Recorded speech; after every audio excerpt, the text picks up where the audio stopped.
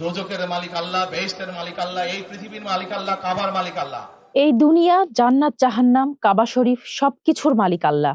যেটার মালিক আল্লাহ সেটা অন্য কেউ দেওয়ার ক্ষমতা রাখে না। অথচ নির্বাচনের আগেই একটি দল এই দিব ওই দিব বলছে। এটা কি শিরক নয়?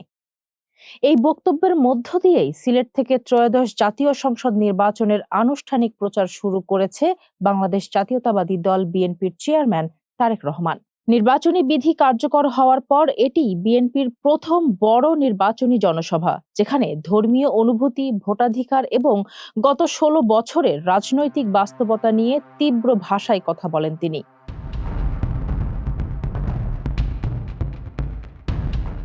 ২২ জানুয়ারি সকালে সিলেটের একটি ৫ তারকা হোটেলে তরুণদের সঙ্গে the plan youth policy talk with Tarique Rahman শীর্ষক মতবিনিময় সভায় অংশ নেন তিনি। এরপর দুপুরে সিলেটের সরকারি আলিয়া মাদ্রাসা মাঠে আয়োজিত জনসভায় তারেক রহমান বলেন, নির্বাচন কমিশনের বিধি অনুযায়ী এখন থেকে আনুষ্ঠানিকভাবে ভোট চাওয়ার সুযোগ শুরু হয়েছে। এখন আমাদের দায়িত্ব ধানের শীষকে জয়যুক্ত করা।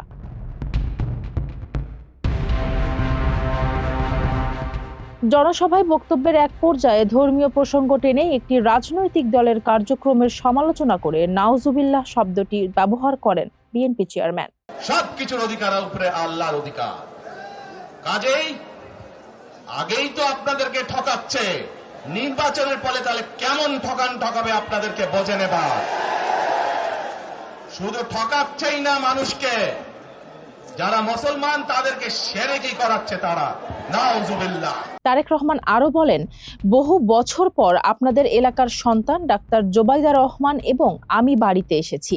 আজ আপনাদের মেয়ে যখন এসেছে, তার সম্মান রক্ষা করা আপনাদেরই দায়িত্ব। সেই সম্মান তখনই নিশ্চিত হবে যখন এখানে ধানের শীষ জয়যুক্ত হবে।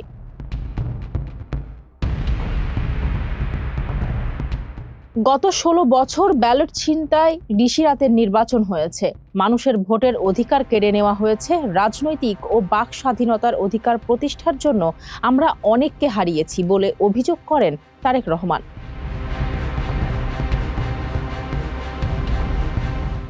বিদেশনীতি প্রসঙ্গে বিএনপি চেয়ারম্যান বলেন, গত ১৬ বছর দেশকে অন্য দেশের কাছে বন্ধক রাখা হয়েছিল।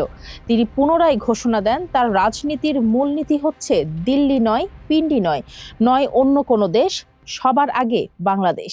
দিল্লি নয়, পিন্ডি নয়, নয় অন্য কোন দেশ, সবার আগে বাংলাদেশ। উন্নয়নের সমালোচনা করে তারেক রহমান বলেন, উন্নয়নের নামে লুটপাট করে টাকা বিদেশে পাচার করা হয়েছে।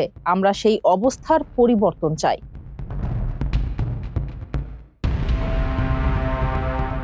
তিনি আরো বলেন, ২০২৪ সালের গণতন্ত্রকামীরাই ৭১-এর স্বাধীনতাকে রক্ষা করেছে, স্বৈরাচার মুক্ত হয়েছে দেশ। গণতন্ত্রের পথে যাত্রা শুরু হবে ধানের শীষকে বিজয়ী করার মধ্য দিয়ে।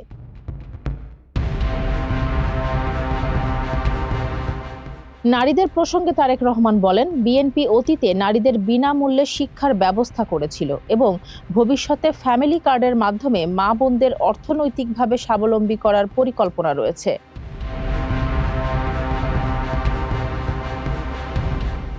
জনসভা শেষে বিএনপি নেতারা জানান, সিলেট থেকেই শুরু হলো দলের নির্বাচনী মাঠের লড়াই। আগামী দিনে দেশের অন্যান্য অঞ্চলেও একই ধরনের কর্মসূচি চালানো হবে।